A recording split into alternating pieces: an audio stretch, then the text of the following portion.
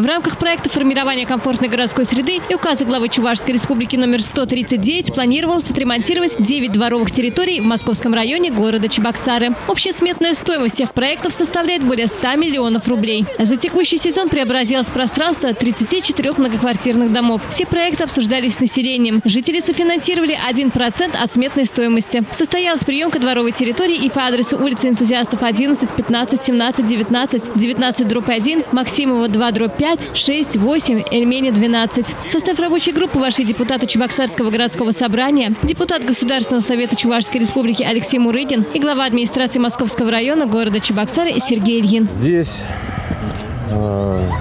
вот в этой территории, окруженной 9 многоквартирными домами, у нас построено 3 большие площадки. Одна спортивная площадка, 2 такие детские игровые площадки. Вот на одной из них мы здесь находимся.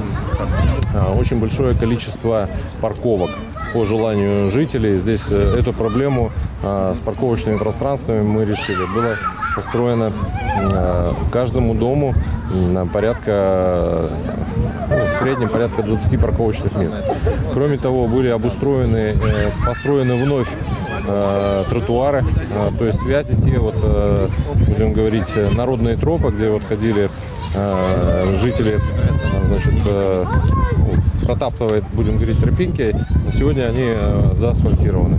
На встречу были приглашены представители подрядной организации, Общероссийского народного фронта, управляющей компании, а также местные жители. В течение нескольких месяцев на одном из дорогостоящих объектов района рабочие трудились над созданием благоустроенного пространства для детей и взрослых. Обновлено дорожное полотно, тротуарная сеть, игровое оборудование по 2 адресам. Установлены спортивные тренажеры. Примечательно, что так называемые козьи тропы превратились в тротуарную сеть. Во-первых, глядя на проделанную работу, хочется сказать, свершилось. Свершилось те события. Мне вдвойне это ценно, поскольку я почти 20 лет прожил именно в этом микрорайоне и видел, в каком он был состоянии, в каком состоянии сейчас. Да, сегодня, этап приемки работ. Прямо скажу, что есть что еще доработать. Есть что доработать, но это, знаете, в масштабах всего объема работы это 5%.